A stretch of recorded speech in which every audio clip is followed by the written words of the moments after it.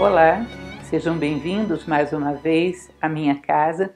Vamos continuar conversando sobre o nosso livro. Lembrem, Heinrich Simmer, um pensador alemão, nascido em 1890 e que faz um trabalho muito interessante neste livro a respeito de interpretação simbólica de histórias tradicionais. Nós já trabalhamos com duas delas, agora hoje vamos para a terceira, que é a ideia do santo cristão. Falamos na última vez sobre o herói pagão. Temos ainda várias historinhas pela frente. Vamos lendo juntos, resumindo uma por uma e comentando, fazendo alguns comentários do próprio autor, que são muito bons. Espero que vocês estejam acompanhando com a leitura. Sei que o livro não é tão fácil de achar, mas espero que façam um esforço, vale a pena. Vamos acompanhando então os comentários dele e, evidentemente, vou acrescentar alguns meus também. Vamos lá?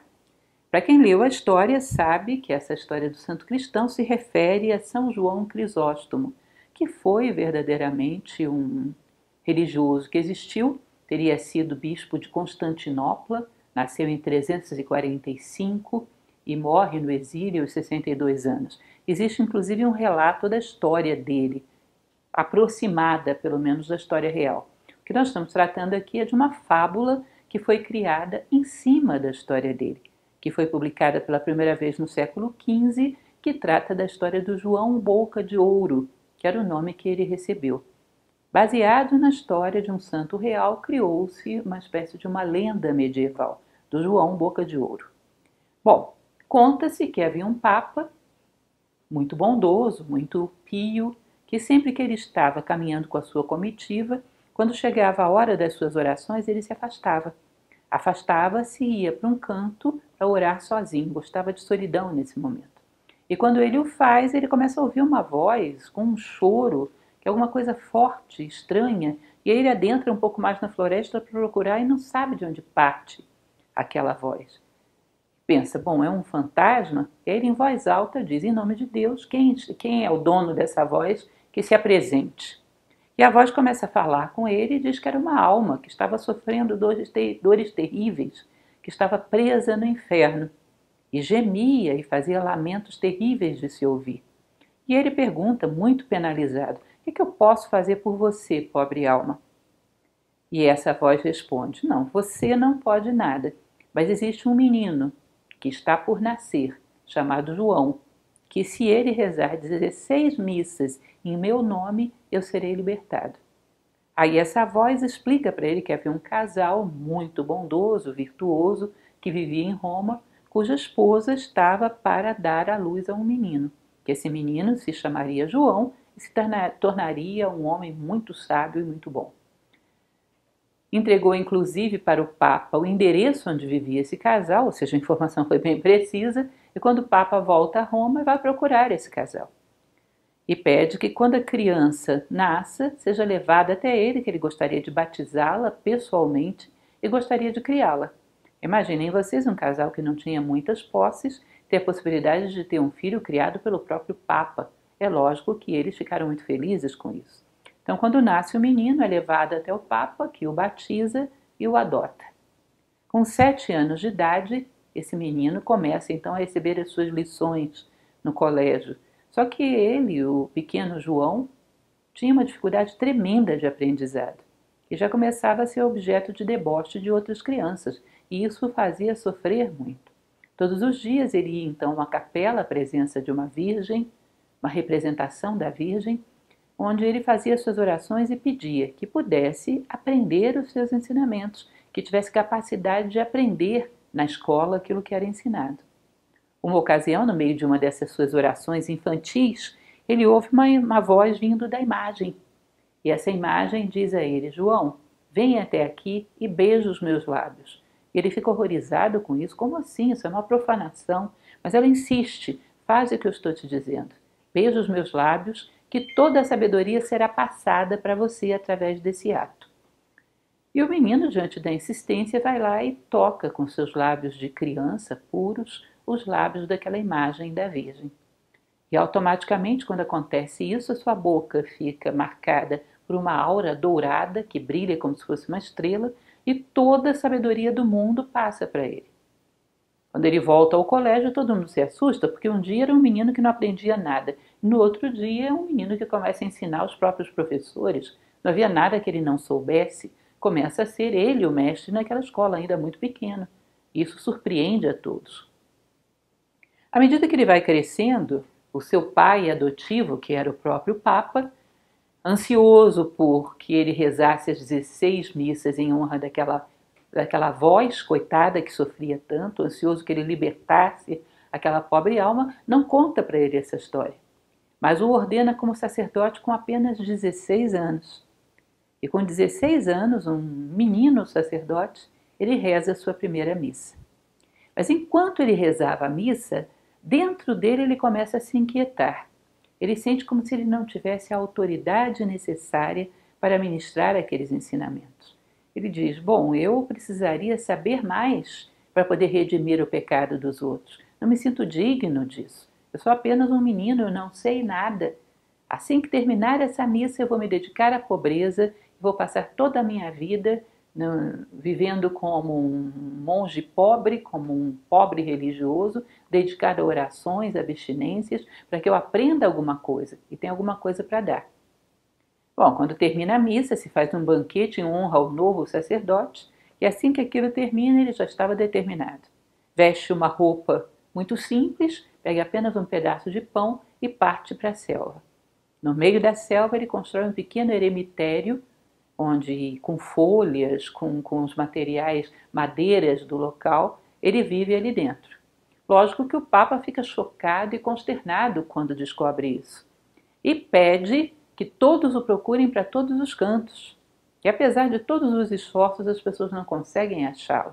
Ele vive naquele pequeno eremitério num lugar distante, próximo a uma fonte de água e na beira de um precipício. E ninguém consegue achá-lo ali.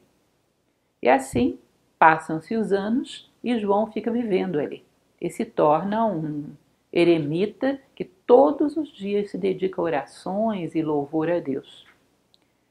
Num determinado momento, perto dali, ficava o castelo do rei daquelas terras. E a sua filha, sua única filha, uma princesa, junto com as suas amas, estava recolhendo flores num bosque próximo ao castelo. E de repente bate uma ventania, uma tempestade, um vento fortíssimo que joga todas as moças longe. Só que quando elas caem mais adiante, elas olham entre elas e a princesa não estava mais. A princesa tinha sido levada pelo vento em outra direção. E não é que ela foi parar exatamente na frente do eremitério do João? Foi levada pelo vento e foi colocada ali intacta, sem que nada a ferisse.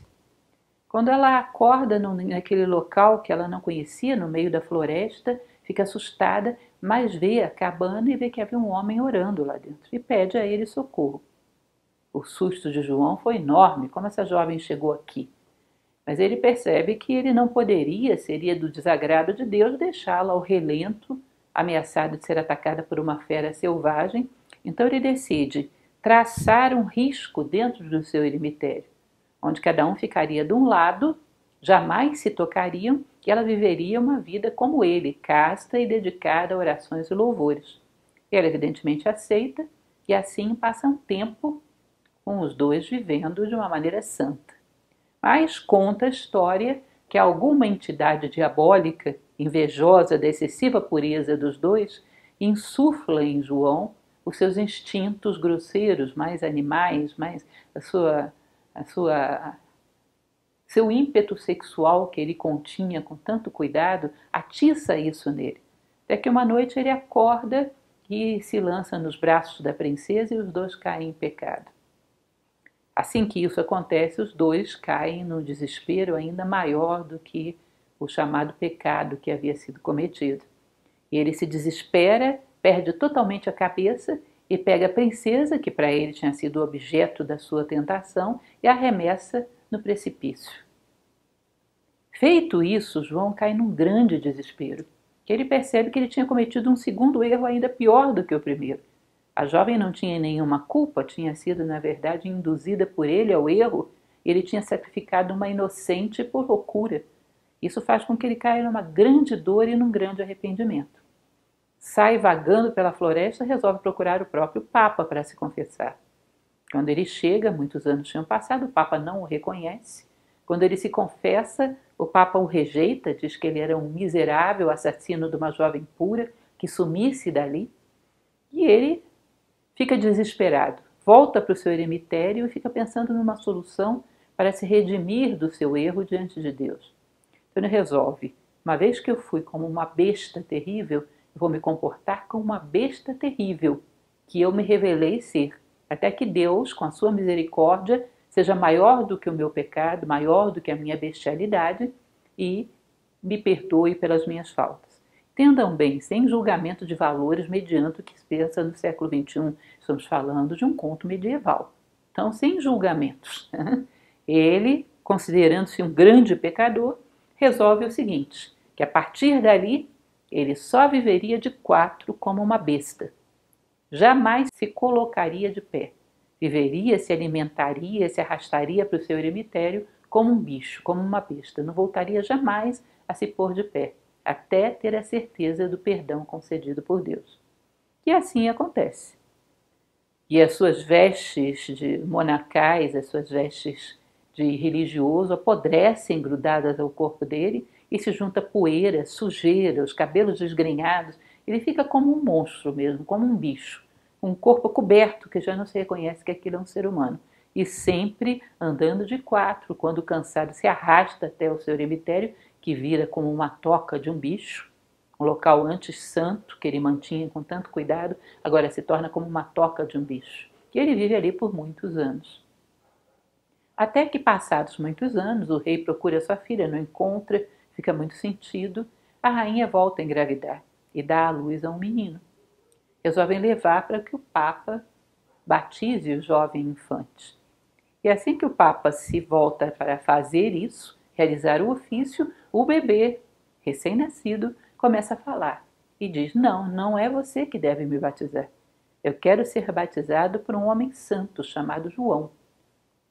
E todo mundo se assusta com aquilo e insistem e ele se recusa terminantemente. Não é você que vai me batizar. É o santo João que vai ser trazido até mim. E todo mundo pergunta: quem é esse João santo de quem ele fala? E ninguém sabe. Até que, passados poucos dias, os caçadores do rei, entrando pelo meio da floresta, encontram aquele bicho estranho, que ninguém sabe dizer que bicho é aquele. Como ele não resiste, jogam sobre ele um pano, amarram suas pernas e levam até o reino, levam até o castelo. E quando o soltam lá, ele se encolhe, se enfia debaixo de um banco e não quer sair dali de jeito nenhum. E todo mundo corre, todo mundo querendo ver o bicho que tinha sido trazido, e a ama que estava com o bebê no colo também se aproxima. E aí tentam mostrar para o bebê pede, porque é um bebê que fala, né? Ele pede para ver o bicho, tentam trazê-lo, ele se esconde até que conseguem expô-lo. Aí o bebê diz: Santo João, coloca-te de pé porque você é o predestinado a me batizar. Ele fica assustado de ouvir aquilo e diz: se é um sinal de Deus, fala mais uma vez. E o bebê repete: Santo João, coloca-te de pé, você é predestinado a me batizar.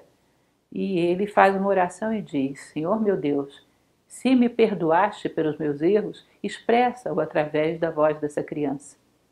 Que a criança repete: sim, é claro, João, Deus já te perdoou por todos os teus pecados. Põe-te de pé, que tu és predestinado a me batizar.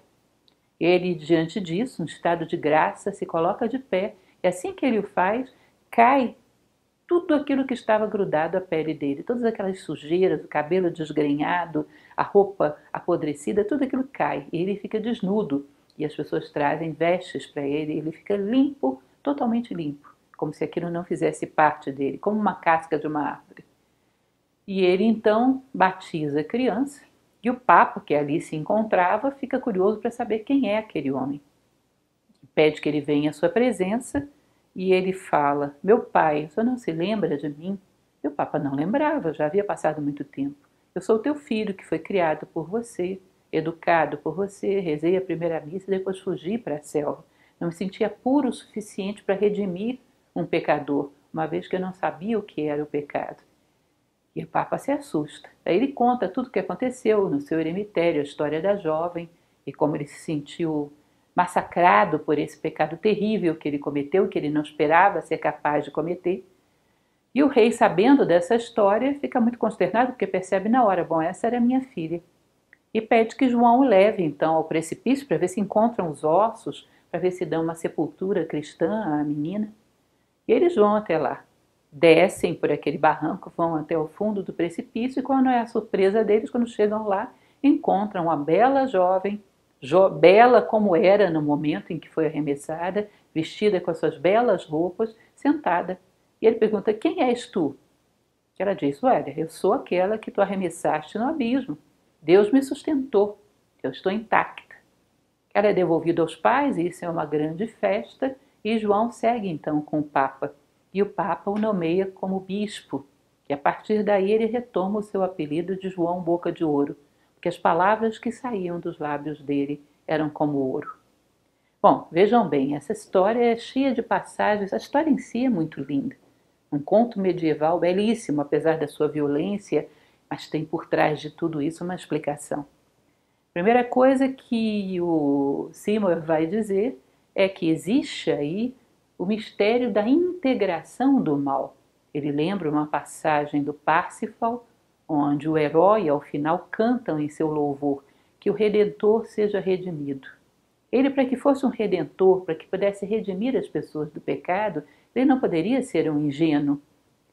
Percebam que uma coisa é você, por exemplo, eu sou abstêmio, eu conheço a bebida, talvez já tenha provado, não é necessário que eu tenha sido um alcoólatra, mas eu a conheço, já provei dela, sei do que se trata e me abstive de alguma coisa que eu conheço. Outra coisa é um ingênuo que jamais presenciou uma bebida alcoólica e não sabe do que se trata. Ambos não bebem, mas o ingênuo ele está suscetível a qualquer momento em cair nessa tentação, enquanto o outro conhece a tentação e já se redimiu dela. Diz, isso não me interessa, ou seja, ele está protegido, ele tem uma pureza agora conquistada através da sua própria sabedoria, através da sua própria vontade. E essa é uma sabedoria que tem mérito, porque aqueles que passarem pelos elementos de corrupção, de tentação, entre aspas, precisarão dele como orientador e ele terá como orientar, porque ele já passou por esse caminho. Então ele vai dizer a respeito da necessidade de conhecer e lidar com as sombras. É um pouco da história do centauro que já falamos. Quiron, na mitologia grega, era um centauro sábio por uma coisa muito simples. Ele tinha dominado o eu animal. Lembrem que o centauro da cintura para baixo é cavalo, da cintura para cima é homem. Todos nós temos a nossa parte animal. Mas conhecemos e dominamos. E agora somos seres humanos porque tudo que vive em nós está sob o nosso comando. Mais uma vez, é impossível não lembrar da história da obra alquímica, a obra em negro. Descer aos porões da consciência e ver todos os bichos que vivem dentro de você. E impor sobre eles, primeiro reconhecê-los, depois ser dominado por eles algum tempo ou perceber que já era, e depois impor naquilo uma disciplina, um domínio que você possa se purificar, não eliminando esses animais, mas domando. Agora eles estão sob teu poder. Agora você é um centauro. E possuidor dessa sabedoria pode ensinar todo aquele que se inicia nesse caminho a também dominar os seus bichos. Ele fala, bom, João tem uma intuição que é muito interessante, porque ele com 16 anos, ele poderia estar vaidoso, porque tudo que ele falava era maravilhoso, o Papa o tinha como filho, mas ele percebe que ele não era digno, que o seu mérito não era proporcional aos benefícios que ele recebera, que ele ainda tinha que entrar na selva do mundo. Tinha que confrontar os bichos para que voltasse realmente com algo a ensinar. Ele intui que ele não merecia tudo aquilo que ele vivia, que ele não tinha experiência necessária para ensinar a alguém. Essa pureza, sob o aspecto da ingenuidade, não dava a ele autoridade para ser realmente um redentor. É diferente do herói anterior que nós vimos, o herói pagão, Coneda, porque Coneda entra nas suas provas por um capricho da sua madrasta. Não foi uma opção consciente dele. Enquanto que João Crisóstomo percebe a necessidade de ir para a selva da vida. Isso é muito comum, reiterativo em contos, né? A selva representada como o mundo material, com todas as suas tentações, com todas as suas forças de corrupção. E ao lidar com esse mundo material, num determinado momento, as forças da natureza vêm e trazem à tona nele aquilo que ele tinha dentro de si, que estava encoberto e não dominado, que era um bicho selvagem. E ele, uma vez que confronta isso, o bicho selvagem, violento, sensual que havia dentro dele, se envergonha, sofre tremendamente, resolve assumi-lo. Com a sua honestidade e pureza habitual, pureza de intenções e a sua determinação, ele diz: bom, uma vez que eu sou um bicho, agora eu viverei como esse bicho e aprenderei a viver com ele até que a força divina me redima, ou seja, até que as forças do espírito se imponham sobre esse eu animal e eu possa voltar a ficar de pé. E isso realmente acontece. Nós vamos ver que quando ele lança essa princesa no abismo, ele está lançando a sua própria alma. Ao ceder a todas as forças animalizantes que vivem nele, ele está lançando a sua própria alma, profanando a sua própria alma. Mas não se perde a alma. Uma vez que ele domina a si próprio, essa alma é reconquistada pura e íntegra como ela sempre foi. Porque, como diria o próprio Sócrates, a alma humana não é corruptível. Senão todos os nossos defeitos já teriam feito que nós a perdêssemos. Assim como a ferrugem perde o ferro, assim como as doenças e pestes perdem uma árvore, os erros teriam perdido a alma humana se ela fosse passível de ser perdida, mas ela não é. Nós podemos profaná-la, mas podemos novamente recuperá-la uma vez que tenha desperto a nossa consciência, dominado as formas mais grosseiras, mais animalizantes da nossa natureza e emergido para aquilo que os alquimistas chamavam da obra em branco. A obra em branco é a pureza madura, é a pureza consciente, é a pureza que tem na sua mão as rédeas do seu eu animal. Agora observem uma coisa que Seymour fala, e ele está coberto de razão, que é algo um pouco duro e difícil da gente entender, considerando as nossas crenças, desde as medievais até as modernas. Dentro de uma estrutura pagã isso era mais fácil de entender, mas para a nossa mentalidade hoje isso é complexo. Que é como se fosse a criança que os pais não deixam que tenha contato com nenhuma sujeira para que ela não adoeça. Isso faz com que ela tenha uma baixíssima imunidade. Nós sabemos hoje que isso não é aconselhável. É aconselhável que a criança tenha, sim, contato com o animal de estimação, tenha contato com a natureza, para que ela crie resistência. Isso mesmo que acontece no plano físico, acontece no plano psicológico. É necessário termos contato com o mal e desenvolvermos, afiarmos as nossas ferramentas para dominá-lo, conhecê-lo, aprender dele, que isso é necessário, e depois dominá-lo. Isso acontece com o nosso príncipe Coneda, quando ele coloca a capa do do cavalo recém-sacrificado sobre as suas costas. E vai acontecer com João Crisóstomo, quando ele mesmo se coloca de quatro como um animal. Ou seja, ele conhece profundamente essa sua natureza animal. Passa pelo portal do reino das fadas ou passa pelo portal da misericórdia divina e ressurge de pé, um ser humano, mas agora um centauro, um ser que conhece a sua natureza animal e pode dominá-la. Pode recuperar a sua alma purificada, pode ser reconhecido por um infante ainda não batizado, ou seja, um ser que ainda não é humano, ele ainda é a própria voz de Deus. Pode ser reconhecido e colocado novamente no seu lugar de homem, que aprendeu a ir aos infernos e emergiu purificado.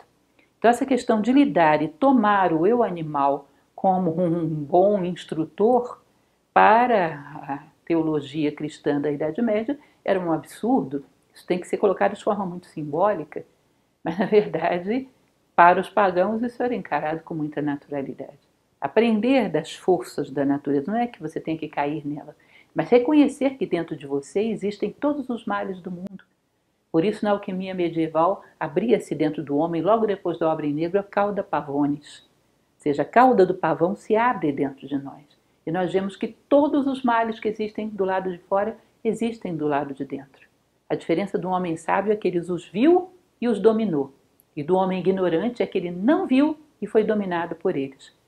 Como dizia Carl Jung, se você vira as costas para as suas sombras, a única coisa que vai fazer é ser atacado pelas costas. Há que vê-las e submetê-las à sua consciência e depois à sua vontade. Porque, na verdade, somos todos duais. Somos uma mistura de luz e sombra, como dizia Platão, uma mistura de um e de outro. Ver a sua sombra te previne de ser dominado por ela.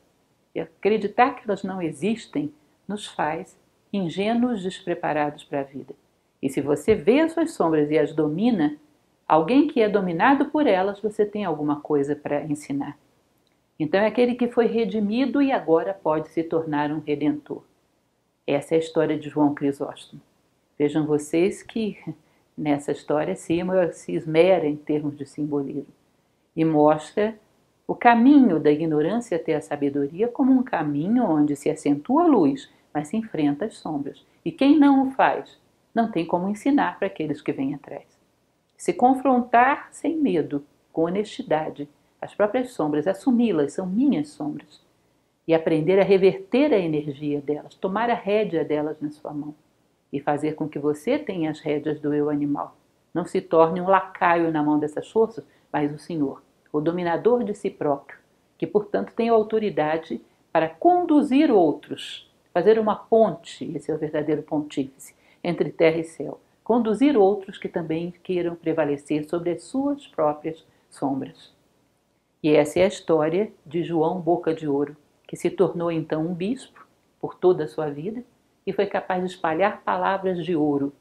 Assim que o Papa contou a ele aquela audição que ele teve na floresta, ele reza então as suas 16 missas e redime aquela alma que estava no inferno. Entendem isso? Só aí, tendo vencido o seu próprio inferno interior, ele pôde rezar as 16 missas e redimir uma alma do inferno. Isso é simbólico. Ele provavelmente não redimiu uma, redimiu muitas, desse inferno interior de não ver nem dominar as nossas próprias sombras. O mundo é dual, mas a evolução consiste em fazer com que a luz prepondere sobre as sombras, que a consciência veja os subterrâneos do nosso eu animal. E não elimine, porque precisamos do eu animal, mas que o domestique, coloque essa força a favor da luz. Essa é a nossa história de hoje. Eu espero que dê boas reflexões para vocês. É muito bonita, muito especial. Espero que vençam os seus preconceitos e não vejam como um ouvinte de século XXI criticando pensamentos medievais, porque esse não é o caso. Estamos aqui para tirar o simbolismo da história. As formas eram formas do século XV. Nós não vamos nos prender a criticar as formas de pensamento do século XV, mas extrair daí o simbolismo que possa ser útil para o nosso crescimento, agora e sempre, porque os símbolos são atemporais. É isso, boa noite e até a próxima.